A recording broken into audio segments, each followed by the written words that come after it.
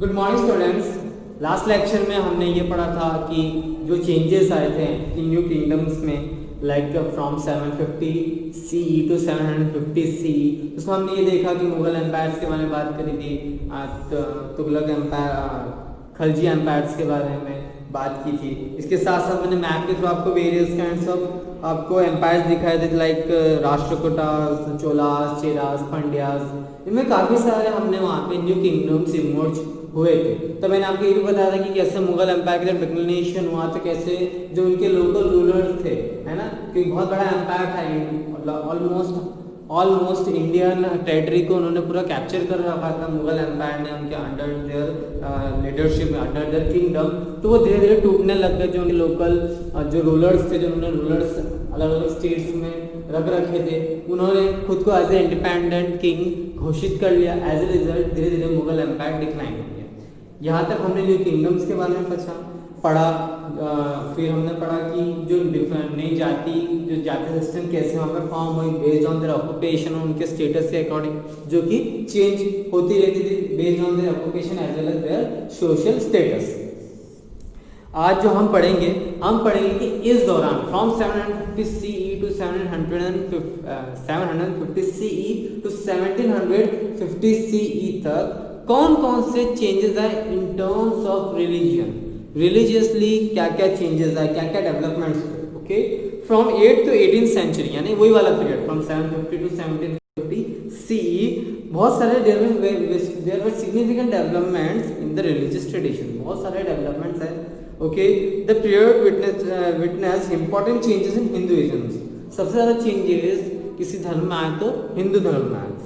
People began to worship new deities and temples were constructed by the kings, which were administered by the priests of Brahmins, who emerged as the dominant group in the society. Brahmins were highly respected due to their knowledge of the Sanskrit text. The dominance got further strengthened due to the support they received from the rulers. अब Hinduism जो धर्म था उसमें काफ़ी changes आए। People जो है नए धर्म, नई मूर्ति, नए धर्म, नई देवी देवताओं की पूजा करने लगे, नए टेम्पल्स कंस्ट्रक्ट हुए। साथ ही साथ सबसे ज़्यादा इज्जत या फिर सबसे ज़्यादा स्टेटस, हाई स्टेटस किसको मिला? ब्राह्मण्स को। रीज़न ये था कि ब्राह्मण सिर्फ एक ऐसी कास्ट थी जिसको संस्कृत नॉलेज के बारे में, संस्कृत लैंग्वेज के बारे में काफ़ी नॉलेज था। एज ए रिजल्ट जो भगवान, जो हमारे टेक्स्ट लिखी हुई वैदिक वेदास लिखे हुए वो संस्कृत में लिखे हुए, तो सिंस उनको समझ में आता था तो उनको बहुत ज़्यादा रेस्पेक्ट मिलती थी अदर पीपल से भी। साथ ही साथ उनको सपोर्ट भी कौन करता था? जो वहाँ के राजा थे वो उनको काफ़ी मानते थे। As a result they were highly respected person in the society.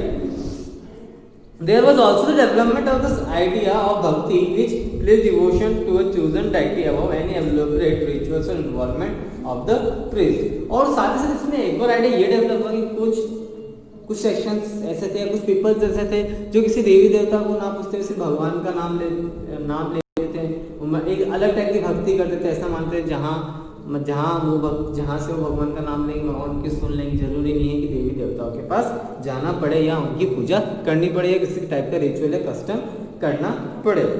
New religious to came to the subcontinent during this period. अब इसी दौरान भारत में नए धर्म आना स्टार्ट हुए।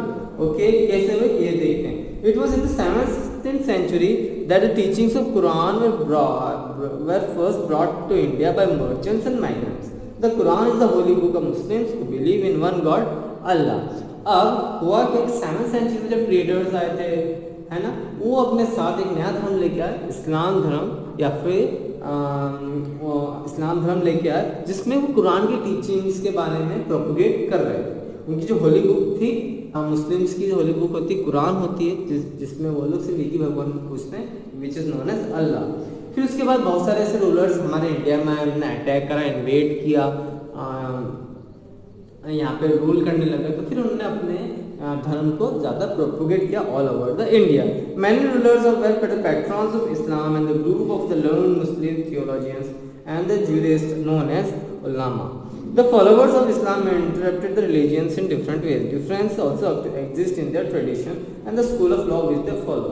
Hanafi and Safi were the two main schools of law in India during the medieval period. और साथ ही साथ एक और चीज़ ये हुई कि जब दूसरे धर्म आए तो काफ़ी सारे डिफरेंसेस क्रिएट करे, है ना। कुछ इट्स ऑब्वियस कि वो बोलते होंगे कि नहीं हमारे धर्म में ऐसा होता है, हिंदू धर्म वाले पीपल्स ऐसे बोलते हैं कि हमारे इसमें ऐसा होता है। So they have different traditions, different customs, है ना, बिल्कुल भी पैरेलल नहीं है, बिल्कुल ऑपोजिट ट्रेडिशन एंड कस्टम्स हैं। तो काफ़ी डिफरेंसेस भी क्रिएटेड होते थे।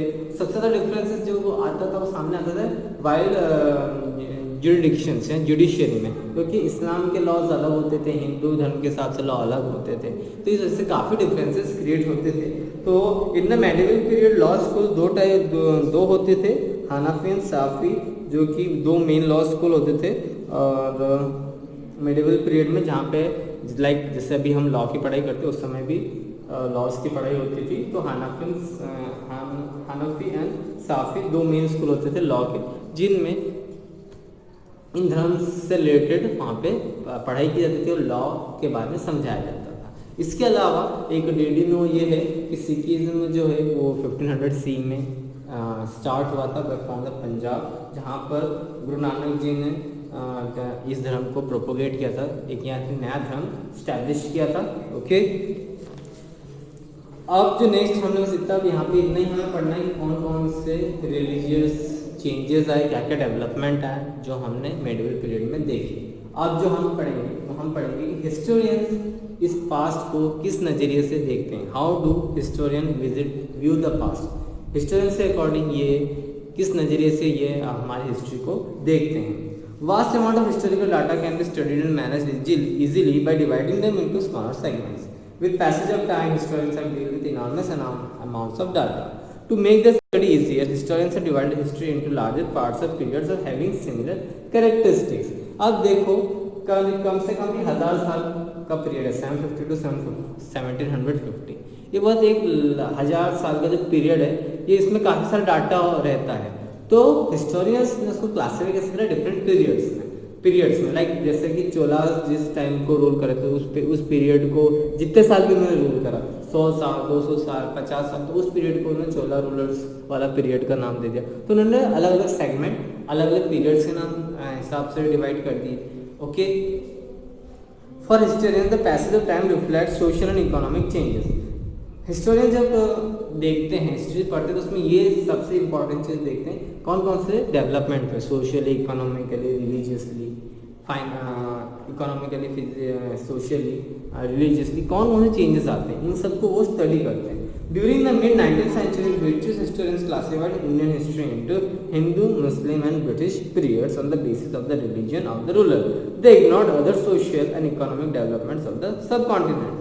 अब ऐसा ही क्या हुआ, जब 19th सेंचुरी में ब्रिटिशर्स यहाँ आए तब उन्होंने इंडिया की हिस्ट्री स्टडी करा। उन्होंने इंडिया की हिस्ट्री को 3 अलग हिसाब से अपने हिसाब से कैटेगराइज किया कि एक हिस्ट्री ऐसी the Indian history, Hindu history, the Muslim history जो मतलब मुस्लिम रूलर जब रूल कर रहे थे, एंड तीसरी जब ब्रिटिशर्स जब रूल कर रहे थे वो वाली हिस्ट्री। तो उन्होंने उस समय इस बात का सिर्फ एक ही बात पर ध्यान दिया, उन्होंने सिर्फ रिलीजियस जो चेंजेस था रूलर्स के अकॉर्डिंग, जो धर्म में चेंजेस है उस हिसाब से उनके जो हमारे रूलर्स थे, हमारे किंग जो हम उस समय के रूलर्स थे वो हिंदू थे तो उनको हिंदू वाले पीरियड में डाल दिया, मुस्लिम से तो उनको मुस्लिम हिस्ट्री वाले पीरियड में डाल दिया। तो उन्होंने यहाँ पर सोशल और इकोनॉमिकली जो फैक्टर्स होते हैं, जो चेंजेस आते हैं, उनको बिल्कुल पूरी तरीके से इग्नोर किया। हालांकि आज के इस मॉडर्न टाइम में हिस्टोरियंस इस टाइप के पीरियडाइजेशन को फॉलो नहीं करते, वो लोग अदर चीज़ों को ध्यान देते, जैसे लाइक सोशल फैक्टर्स हैं, इकोनॉमिकल फैक्टर्स हैं, उस समय किस तरीके से व्यापार होता था, पैसा लेन देन कैसा होता था, क्या सिस्टम्स होते थे, इनके बारे में स्टडी करते हैं। Okay, on this basis of this history is divided into ancient, medieval and modern periods. अब जो हमारे मॉडर्न हिस्टोरियंस हैं उन्होंने हिस्ट्री को 3 पार्ट्स में डिवाइड करा हुआ। एंशिएंट जो कि 750 से पहले तक का है, जिसमें हमने चंद्रगुप्त मौर्य, हर्षवर्धन इनके बारे में पढ़ा था। मेडिवल में हमने ये पढ़ा है ना, खलजी डायनेस्टी हम पढ़ेंगे आगे, खलजी डायनेस्टी, दिल्ली सल्तनत, मुगल डायनेस्टी। ओके, इन सब ये सारे जितने भी जो रूलर्स थे इन सब की हिस्ट्री हम मेडिवल पीरियड में पढ़ेंगे। और मॉडर्न हिस्ट्री वो वाली history after declaration of Mughal और अराइवल ऑफ द ब्रिटिशर्स, जैसे ही मुगल एम्पायर का डिक्लेरेशन हुआ और ब्रिटिशर्स जैसे अराइव होते हैं उस वाले पीरियड को हम बोलते हैं modern history. Okay, however there are certain problem in this periodization as well. हालांकि कुछ प्रॉब्लम्स अभी भी होती हैं, आइए देखते हैं। लाइक जैसे कि एग्जांपल दिया है कि medieval period span 1000 years with significant changes in between the socio-economical factors prevalent during the early years of this period vary significantly from the later one. Hence, considering the whole period of 1000 years as one historical unit may be incorrect. अब जैसे कि medieval period सबसे लंबा period, उसमें 1000 साल का उन्होंने उसको क्लासिफाई किया, 1000 साल का पीरियड है जो कि मेडिवल पीरियड है। तो कहीं ना कहीं वो गलत है, उसमें बहुत सारे इकोनॉमिकली सोशली चेंजेस आए थे, तो कहीं ना कहीं ये गलत तरीका, बट लेकिन आज अभी तक मॉडर्न हिस्टोरियंस इसी को कंसिडर करते हैं। Moreover, comparisons are often drawn between the medieval and the modern periods. Great material and intellectual advancement are attributed to the modern periods, suggesting that changes did not occur in medieval period. On the contrary, we note that there were great changes during the medieval period in the Indian subcontinent. Society transformed itself and economic development took place on a large scale in certain areas. This resulted in European trading companies coming in for trade to India. हालांकि एक और इसमें comparison ये कह रहे थे कि medieval period में कोई ज़्यादा चेंज नहीं हुआ, पर लेकिन जब हम ब्रीफली पूरी हिस्ट्री को स्टडी करते हैं तो हमने काफ़ी सारे चेंजेस देखे, काफ़ी सारे रूलर्स चेंज हुए, है ना। खलजी डायनेस्टी आई, आपकी तो सॉरी आपकी खलजी डायनेस्टी आई, मुगल डायनेस्टी आई, गुप्ता डायनेस्टी आई, ओके। इसके साथ साथ आपके मराठा, सिख, इनकी डायनेस्टी चली, तो काफ़ी सारे चेंजेस थे। ऐसा कहना बहुत गलत है कि मेडिवल पीरियड में कोई चेंजेस नहीं हुए थे, हर जगह चेंजेस थे। रिलीजियसली भी चेंजेस हुए थे, हमारे नए यहाँ पे नए धर्म इन्वॉल्व हुए थे, हिंदुज़म तो था, इस्लाम, सिखिज़म, तो कहीं ना कहीं बहुत सारे ऐसे इवेंट्स हुए थे जिसको कि हम नज़रअंदाज नहीं कर सकते हैं। तो मॉडर्न ऐसा मानना बिल्कुल गलत है कि मेडिवल पीरियड में ज़्यादा चेंजेस नहीं हुए।